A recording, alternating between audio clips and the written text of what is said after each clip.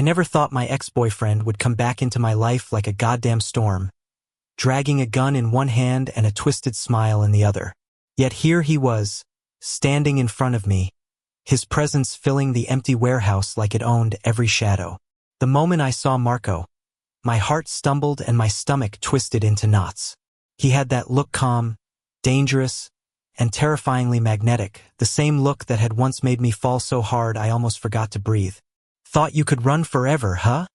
His voice was low, taunting, almost amused, but the underlying heat made my blood run faster. I clenched my fists, trying to push down the panic that threatened to rise. "Marco, this is insane. Put the gun down." He laughed softly, a sound that once would have made my knees weak, but now made me want to hit him. Insane? Maybe. But so are you, forever thinking you could escape me. The warehouse smelled of rust and rain, cold metal and old wood, but all I could focus on was him. Marco had always been larger than life, intimidating, unpredictable, and impossible to ignore. His eyes, dark and smoldering, locked onto mine, and in that instant, I remembered every late night we'd spent tangled in each other, secrets and sins whispered in the darkness. I thought leaving the mafia behind would leave him behind too, but apparently lover obsession wasn't something Marco could let go of. He stepped closer, and my body stiffened despite myself. Every instinct screamed to run, but my feet felt glued to the cracked concrete floor. His presence was intoxicating, a dangerous perfume I'd never really escaped. "You know," he said, tilting his head slightly, "I never liked sharing you with the world. I never will." I wanted to scream, to tell him this was over, that he couldn't just decide my life for me anymore. But the truth was, hearing those words sent a shiver down my spine, a part of me yearning for the love we had lost amidst chaos. "Marco, this isn't love. You can't just..." He cut me off with a finger on my lips, soft yet commanding. "Oh, I can. And I will." His dark eyes softened for a fleeting second, betraying the vulnerability he rarely allowed anyone to see. "You're mine. Always have been. Always will be." I swallowed hard, the knot in my throat tightening. Marco had a way of claiming me without touching me, of making the air between us crackle with possession and desire. He had that old mafia charisma, the kind that made people fear and obey him, but with me, it always had been different. He loved me the way a storm loves the sea. Destructive, consuming, but undeniably beautiful. I wanted to hate him, I told myself. I wanted to push him away, to run. But the longer I stared at him, the more I realized that part of me had never stopped loving him. And maybe, just maybe, he knew it. "You've changed," I said finally, my voice shaking despite my attempt at firmness. "And you haven't," he replied with a smirk, stepping closer. The faint scent of his cologne hit me, familiar and intoxicating, stirring memories I had tried to bury. "You still get that nervous little smile when you think you're in trouble." I looked away, biting my lip. "I'm not the same person you left behind. I don't belong to your world anymore." Marco's expression softened, just slightly, enough to make my heart ache. "Maybe not. But you still belong to me." Time seemed to stretch as we stood there, the silence heavy with unspoken words, tension, and a strange longing. The rain outside tapped against the broken windows like a relentless drum, echoing my conflicted heartbeat. I could feel the pull, the magnetic force that had drawn me to him countless times before. He was dangerous, and I knew it, but he was also everything I had ever wanted, everything I had ever feared losing. "You don't get to control me anymore," I said, finally, summoning a fraction of courage. Marco's smile curved into something softer, more intimate, almost regretful. "I'm not trying to control you, love. I just can't stand to let you go. Not ever." His words, tender yet insistent, cut through the fear that had frozen me in place. I hated him for making me feel things I thought I had outgrown. And yet, I couldn't deny the warmth spreading through my chest, the impossible pull toward him that had never really faded. A part of me, the part that had loved him in reckless, breathtaking ways, wanted to throw myself into his arms and forget the world. But the rational part, the part that remembered betrayal, danger, and heartbreak, warned me to resist. Marco tilted his head, reading the storm behind my eyes. I can't promise the world will be easy, but I can promise you, you'll never be alone again. For a long moment I didn't move. I could feel the electricity between us, the history, the danger, the unspoken yearning that neither of us could escape. He had changed, but some things never did. The way he could make me tremble with a single look, the way his presence filled every corner of the room. Marco, I whispered, almost against my will. Shoo, he said, stepping closer, closing the distance. Don't talk. Just feel. And in that moment, the warehouse, the storm, the world outside, all of it disappeared. There was only him and me, and the pull that had always existed between us. It was terrifying, intoxicating, and heartbreakingly beautiful. I wanted to scream, to run, to fight. And yet, every part of me was drawn to him, pulled into his orbit like a moth to fire. You're mine, he murmured, just above a whisper, as if speaking too loudly might shatter the fragile balance of our reunion. I closed my eyes, letting the weight of his words settle in, the truth of them striking me with both fear and longing. Marco, the man I had once loved and feared in equal measure, had returned. And somehow, in this twisted, dangerous moment, I realized I might never be able to let him go again. The rain outside intensified, drumming on the broken windows, washing the warehouse in silver streaks of light. Marco's eyes never left mine, dark and endless, and I felt the impossible truth. I had been his all along, even when I thought I had escaped. A shiver ran down my spine as he stepped even closer, closing the last few feet between us. The air between us was electric, charged with unspoken promises, regrets, and the undeniable pull of desire. Stay, he whispered, his lips brushing against my ear, warm and tantalizing. Stay with me, even if it kills me to fight the world for you. And in that moment, everything I thought I knew about love, about freedom, about fear, melted away. There was only us, two broken souls bound by something fierce, something eternal, something terrifyingly beautiful. I didn't know if I could survive being with him, if I could survive loving him again. But as I looked into those dark, searching eyes, I realized something undeniable. Maybe survival wasn't the point anymore. Maybe this was about living, about surrendering to a storm I had always been too afraid to chase.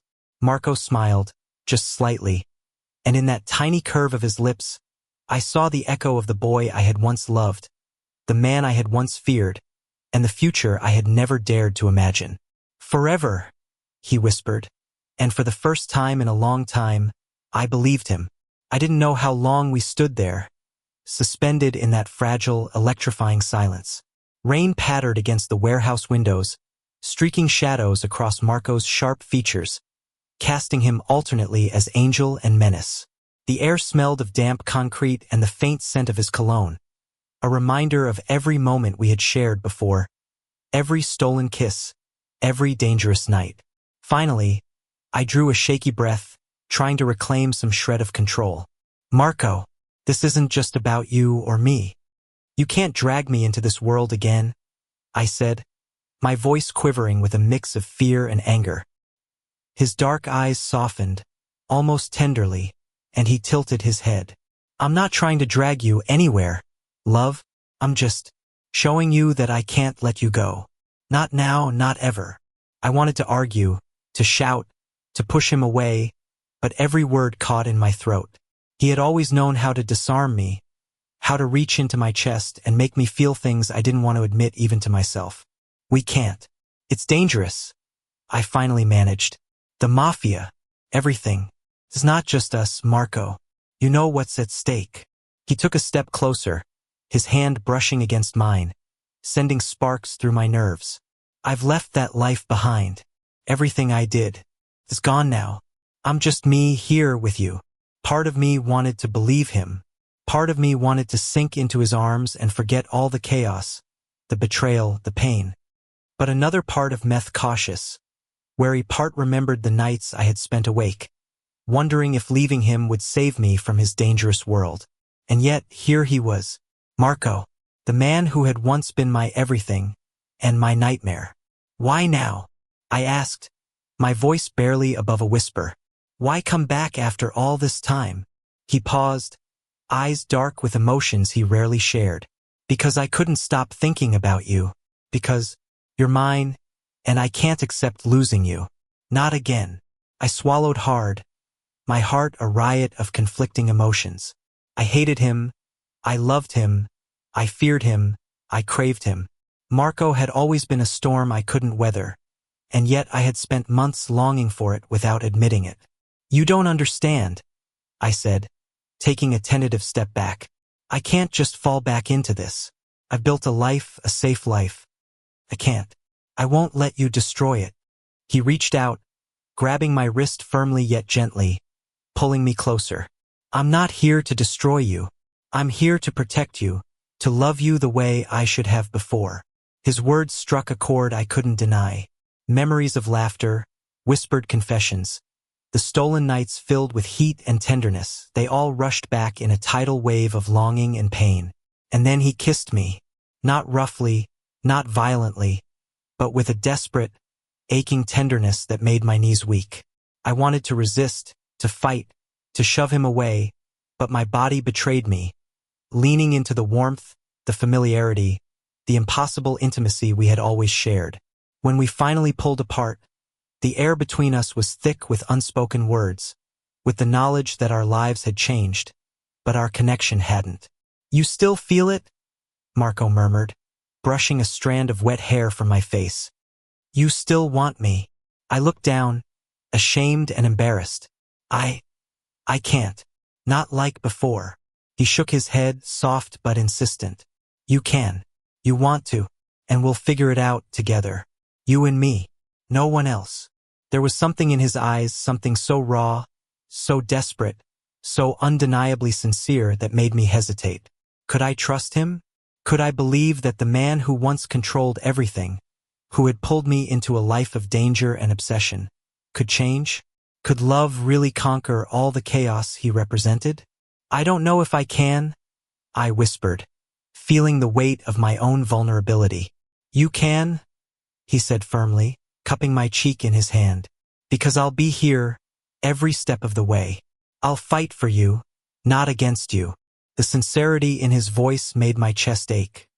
I wanted to believe him, to surrender, to give myself over to the storm I had always feared. The warehouse door creaked behind us, breaking the spell, reminding us that the world outside still existed, still threatened. Marco's eyes flicked to the sound, alert and sharp, before returning to mine. We don't have much time, he murmured.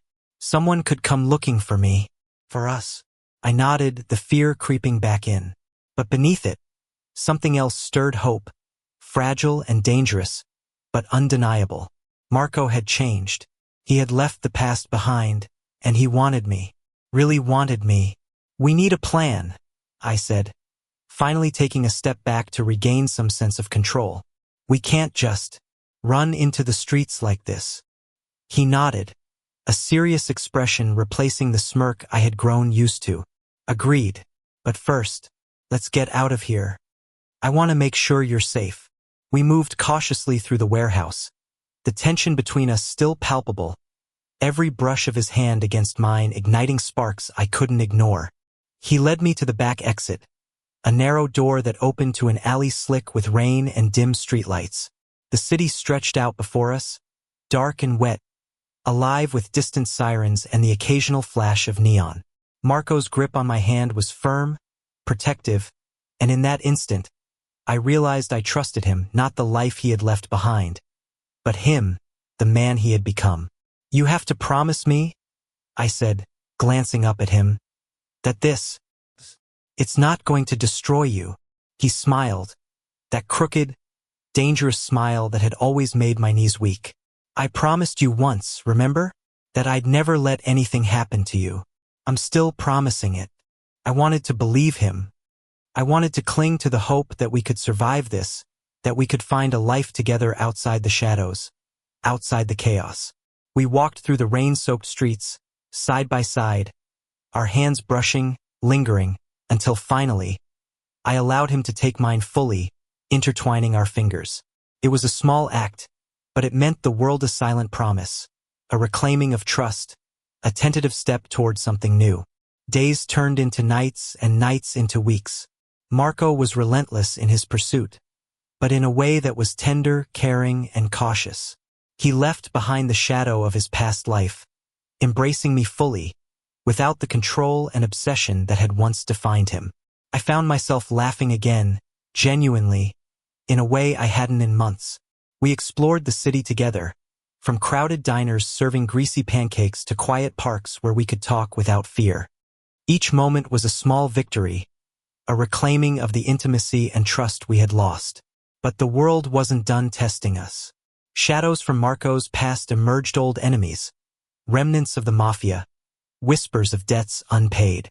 Every time danger surfaced, I felt the familiar fear tighten around my chest, threatening to undo the fragile peace we had built. Marco was always there, though fierce and protective. He fought not with violence, but with cunning, strategy, and the quiet strength that had always been his. And I began to see the man behind the legend, the man who loved me, who had risked everything to come back for me, who was determined to build a life we both deserved. One rainy evening, we found ourselves on the rooftop of our small apartment building, the city lights sparkling below, the wind tugging at our clothes and hair. I leaned against the railing, feeling the tension of the past weeks melt into the moment. "I don't know how you do it," I said, voice barely above the wind. "How you keep facing all this, all of it, and still come back to me." Marco stepped closer, wrapping his arms around me from behind, resting his chin on my shoulder. "Because you're worth it," he whispered. "Every risk, every fight, every sleepless night. You're worth it." I felt tears prick my eyes, a mixture of relief, love, and disbelief. I thought I'd never see you again. I thought I was done. Done with all of it. "And yet here I am," he murmured, pressing a gentle kiss to my neck. "And you're still here, with me." The city stretched below us, a glittering expanse of lights and shadows. We stood there for what felt like hours, holding each other, letting the storm of our pasts wash away, leaving only the warmth of now, of this fragile, hard-won peace. And for the first time in a long time, I allowed myself to hope. Hope that we could survive, that we could love, that we could be happy, not despite the chaos, but because we had faced it together. Marco turned me to face him, his eyes searching mine, deep and endless. "No matter what comes next, we face it together," he said firmly. "You and me. Always." I nodded, a small smile breaking through, the tension easing from my chest. "Always," I repeated, and meant it with every fiber of my being. We kissed then, a slow, tender sealing of promises and reconciliation. The rain-slicked city stretched out around us, but in that moment, nothing else mattered. Only him, only me, only us. Weeks passed, each one a delicate dance between trust and fear. The shadows of Marco's past still lingered, but with each day, I saw him grow stronger, not just as a man, but as someone willing to shed the chains of his former life for us. And I found myself opening up again, allowing the walls I had built to crumble, brick by brick, under the warmth of his unwavering presence. One evening, we returned to the old warehouse where it had all begun. I expected the tension, the reminders of fear and chaos, but the space, now empty and silent, felt strangely peaceful. Marco stood at the center, leaning casually against a pillar, a small, almost shy smile tugging at his lips. "I thought we might face the ghosts one last time," he said softly, his eyes searching mine.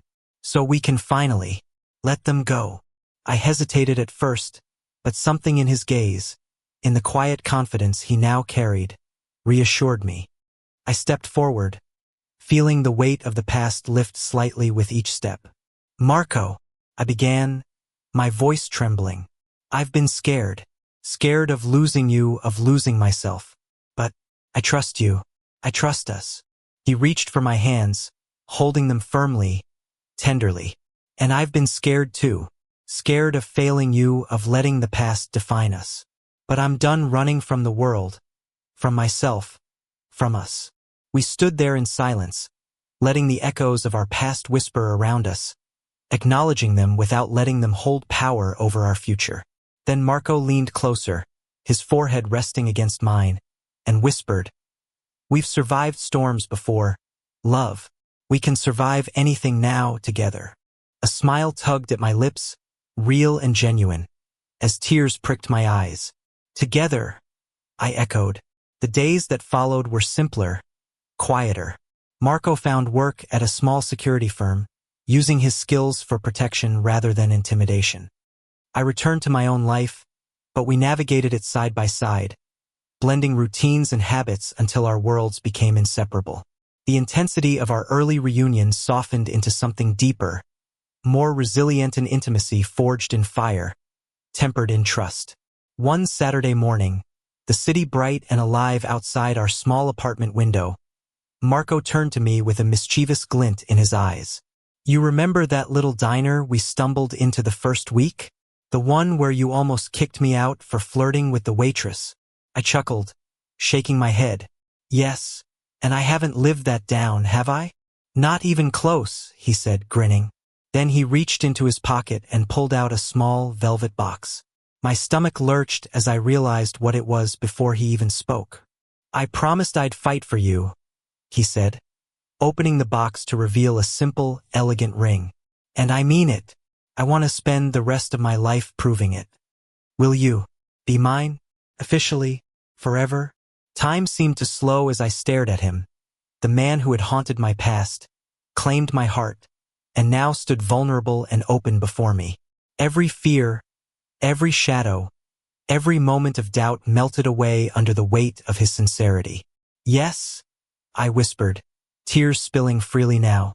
"Yes, Marco, I'll be yours. Forever." He slipped the ring onto my finger, and we laughed through our tears, holding each other tightly. The warehouse, the streets, the shadows, they were all behind us now. All that remained was us, and the life we chose together. That night, we stood on the rooftop again, the city lights glittering below. Marco held me close, our foreheads touching, the world around us fading into insignificance. "I love you," he said simply, the words carrying the full weight of everything we had endured. "I love you too," I replied, the declaration effortless and true. We kissed, slow and gentle, the kind of kiss that promised safety, love, and an unshakable bond. And for the first time in what felt like forever, I didn't feel fear, only belonging. The months that followed were peaceful, filled with small joys. Quiet mornings over coffee, long walks through the park, laughter echoing in our apartment. Occasionally, reminders of Marco's past life surfaced, a phone call from a shadowy figure. A brief glimpse of someone watching us, but he handled them with calm, measured skill. I never felt unsafe again. Not with him. One evening, as the sun set in streaks of pink and gold, Marco and I sat on our balcony, wrapped in a blanket and sipping tea. I rested my head on his shoulder, feeling the steady warmth of his body against mine.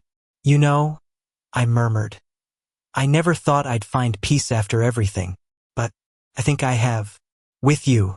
He pressed a kiss to my hair. "And I never thought I'd find home again, but here we are, love. Here we are." We sat in silence, watching the city glow as night settled in, our hearts beating in unison. The danger, the obsession, the fear, they had shaped us, yes, but they did not define us. We had chosen each other every day, and that choice was stronger than any shadow of the past. In that quiet moment, I realized that love wasn't about avoiding storms or erasing pain. It was about finding someone who could stand with you in the storm, who could hold you through the pain, and who could turn the chaos of life into something beautiful. Marco had been that person, and now, after everything, I knew I was that person for him too.